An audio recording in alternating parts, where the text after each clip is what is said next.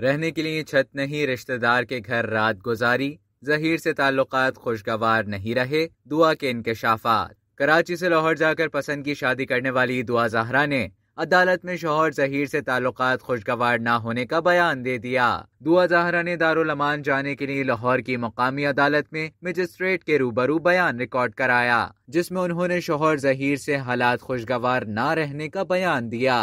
दुआ का कहना था, शौहर जहीर अहमद के साथ ताल्लुकात खुशगवार नहीं रहे और खावंद से अलग होकर अपने रिश्तेदार के घर रात गुजारी। उनका कहना था, मेरे पास रहने के लिए कोई छत नहीं है, वालिदैन और दीगर अफराद से संगीन नताइज की धमकियां मिल रही हैं, लिहाजा अपनी मर्जी से सिक्योरिटी के लिए दारुल अमान जाना चाहती हूँ। दुआ का कहना था कि मुझे वालिदैन से मुसलसल जान का खतरा है, वो मारते थे, वालिदैन खतरनाक नताइज की धमकियां देते हैं, जिसके बाद अदालत ने दुआ जहरा को दारुल अमान भेज दिया।